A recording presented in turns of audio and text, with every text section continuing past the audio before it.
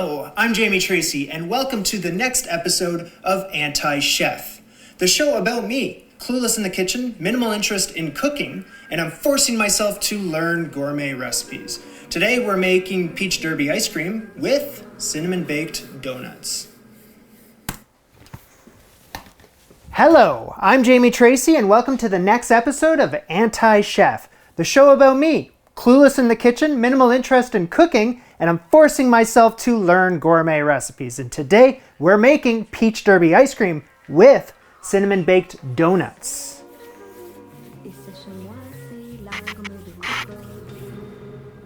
Nailed it, I think.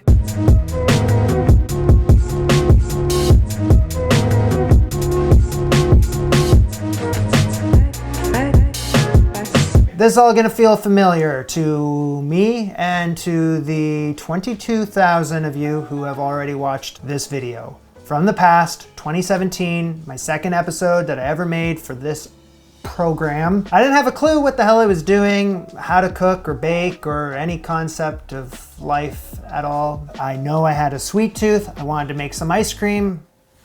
I don't have an ice cream maker. Why would I? I just don't see the purpose. Now I do have an ice cream maker that I have used exactly once before. I always find it's a fun little exercise when I remake these recipes that I made early on in this anti-chef thing that I'm doing. It's fun to see like how far I've come. So it's the exact same recipe from the exact same cookbook, Spouted kitchen bowl and spoon. Peach derby ice cream. There it is, right there. So I'm gonna be aiming for something like that rather than the freezer burnt slushy mess I made the first time. So upon first glance, this looks nothing like ice cream. No ice cream I've ever seen before. Just feels like slush. Do you wanna try some ice cream? It tastes like freezer burn a little bit, you know? I thought it'd be a good idea to serve it with some cinnamon baked donuts. So I'm gonna follow along to the same recipe for that too, because it is a good idea. So I just need ingredients. Perfect. So mix the 2 tablespoons of the milk with the cornstarch in a small bowl to make a smooth slurry. Small bowl. 2 tablespoons of milk, 2 tablespoons of cornstarch. That's slurified. 4-quart saucepan. 3/4 cup of milk, 3/4 cup of cane sugar, 2 tablespoons of brown rice syrup. Stop. Okay. Good job, man. 1 cup of heavy cream. Combine that quickly. Onto a low heat. Cooking it and stirring gradually until the sugar dissolves. Turn off the heat or remove it. I'm turning it off. Whoa. And I'm gonna add in the slurry. Turn the heat back on. Bring it up to a simmer and cook it, constantly stirring for another minute. 1/3 cup of room temperature mascarpone. Mind you, that looks a little more than 1/3 cup, but that's cool with me. And you keep it whisking until it's smooth. 1 cup of buttermilk, 1/4 teaspoon of vanilla extract. All right, party time. Now we need some bourbon. And I was at the liquor store searching for the bourbon. I was in the whiskey section, just like, where the hell is it? It was like a good 5-10 minutes. I was like, there's no bourbon in Canada anymore. For reasons. Don't want to get into it. Anyway, I asked a woman that worked there, what is the closest whiskey you have to bourbon? And she said it was this one here. Barn Burner, Canadian original whiskey. Double aged in oak bourbon barrels. Sounds like we're close enough. 2 tablespoons in there, and then like I did in the first video, I'll take 2 tablespoons. Puts hair on your chest. Keep it stirring. This might be the handcrafted Ontario whiskey talking here, but I'm not 100% sure if this even came up to a simmer in the first place because I was so focused on adding all the ingredients.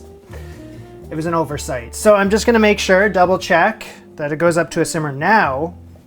Of course, continuing to stir. And that should cover my ass. That's what I'm thinking. Ooh, I almost forgot the cinnamon. Half a teaspoon. All right, that's the simmering. Bowl me. Thank you.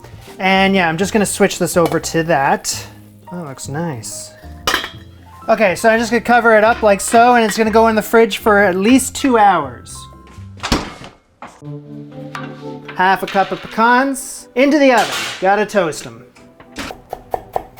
Chopped. Some ripe peaches, 2, how about 3? Pitted and diced.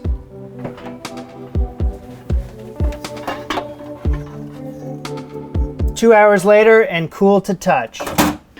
Our mixture, I'm just trying to figure out the right word for it. What is it, a custard kind of thing? Ice cream kind of custard? This mixture, now that this is chilled, it is time to play with the toys. So we got the ice cream maker here. I'll be honest with you, I don't really remember what to do with it. It has an on and an off switch. And then there is the other part that's over here.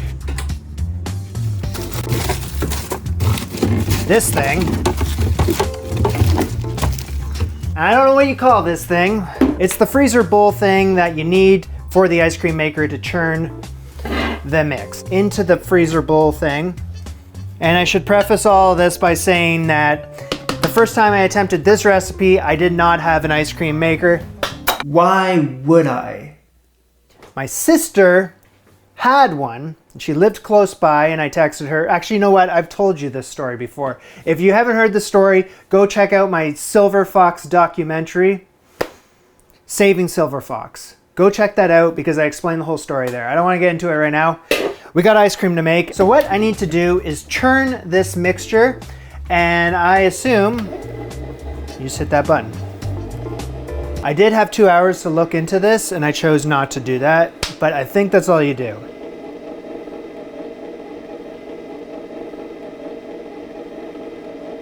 %0 chance that I'm doing that correctly. It's just not doing anything. There must be a missing piece in your stomach. Aha! This insert here, right? That goes in there, right, you dum-dum?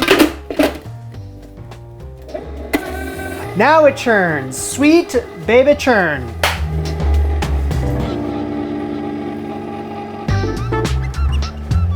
So after around, I'm gonna say around 25 minutes, the ice cream is supposed to start looking like soft serve. I don't think this specific ice cream maker is ever gonna get there, to be frank. I think this ice cream maker is just like, this is just what happened. I'm gonna add in half of my peaches. Now she says she likes to double the peaches when she's feeling feisty, the cookbook author. Add all the toasted pecans except a little for garnish. How about that? Get that churning for a few more minutes.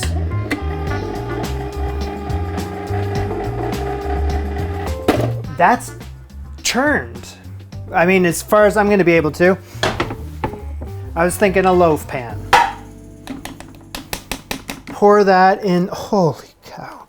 It really isn't the most ice cream looking thing in the world.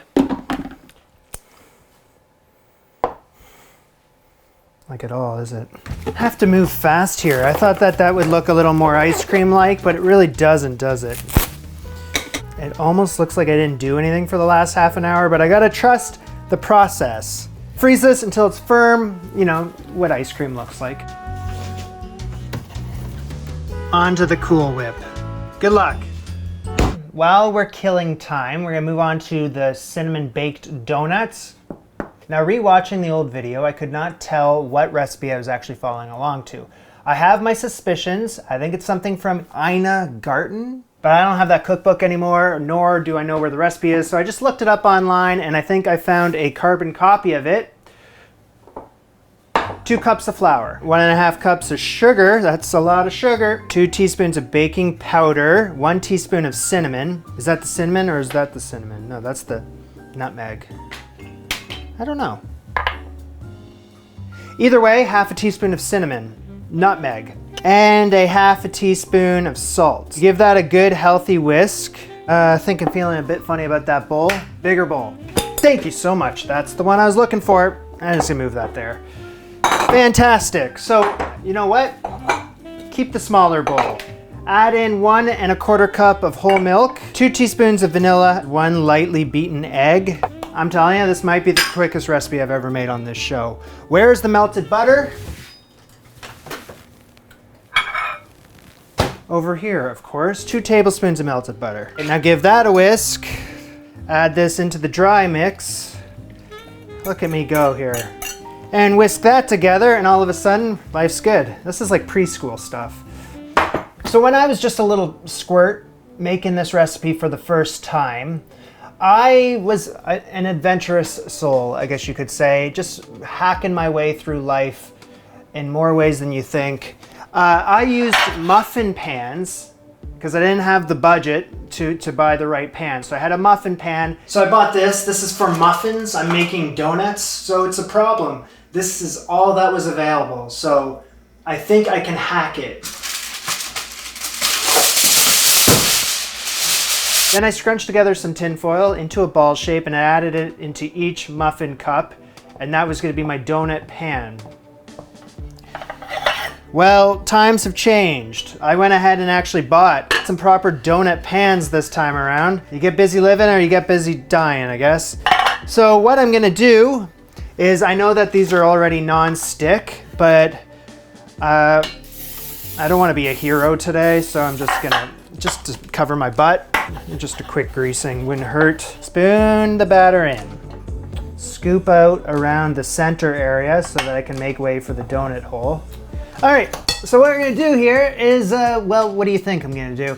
I had to fill these up 3/4 of the way full. Now, I'm not sure if it's 3/4 of the way up the cup part or the donut hole part because they're different heights. Anyway, we're gonna find this out. I'm not really sure how much they're gonna rise up, but the goal is to maintain the donut hole, of course, because I didn't the first time, and that's why I bought these pans. Anyway, it's 350-degree oven for 17 minutes?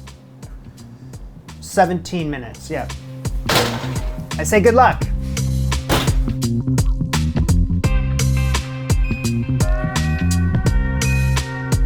Toothpick in there. It's got to come out clean. There was never any doubt. In a saute pan, a whopping 8 tablespoons of butter, a stick, melting. Donuts have cooled in the pan for the last 5 minutes. I tap them out onto a pan. Boop. Come on, non-stick. You promised. You jerk. Don't call yourself non-stick. Look, it wants to come out. There. All right, the secret is just to twist and it comes out. I'm not completely satisfied just yet because you can see that the donut hole is merely just a dream. It's merely just a dream. Take a knife and around, and there we go. My Timbit. Some of them are better than others. That's cool. Except for that. You can just stick your finger right through. What I gotta do, finally, is 1/2 cup of sugar, 1/2 teaspoon of cinnamon, stir, and my cinnamon sugar. The butter, donut into the butter. Gotta act fast because the donut does absorb. And then into the sugar.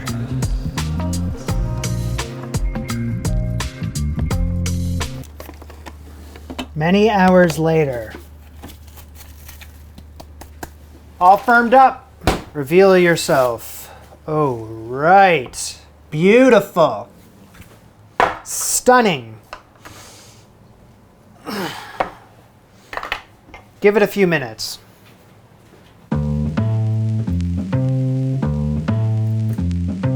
Some of those remaining diced peaches. Chopped pecans. Pecans, something like that. And then maybe something like that. Order up.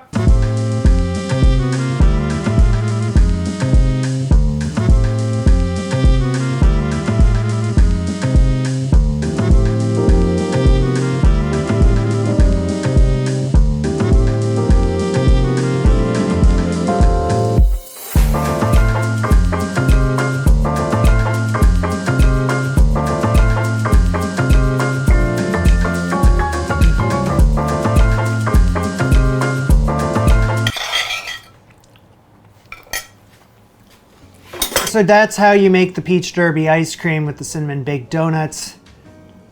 Jamie, take notes. Fantastic. It's a knockout, of course, pinpointing all the ingredients in there. You got the mascarpone, that was like a little bit of a richness factor in there. The buttermilk, it's got, of course, with the tang. As good as the toasted pecans were, it was probably just a little too many in there because every bite was just like a whole mouthful of them. Still good. The peaches I added on the very top at the end, I think that was my preference because as the recipe says, the frozen peaches are subdued. The peach flavor is more subdued when it's frozen.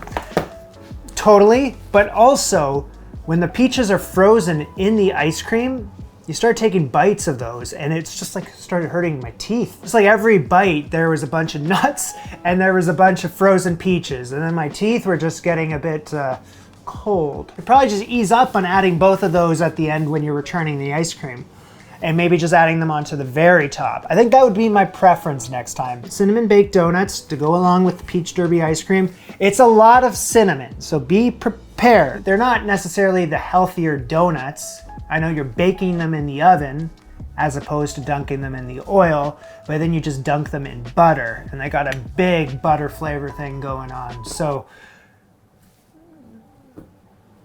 I mean, that's not a bad thing if you have one. I had two. Justice has been served here. I finally figured out the peach derby ice cream and cinnamon baked donuts. I don't have to say that anymore.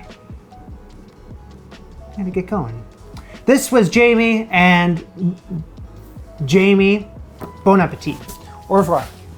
Okay, that's all she wrote. The peach derby ice cream I would consider a fail, but the cinnamon baked monuts, they're pretty good.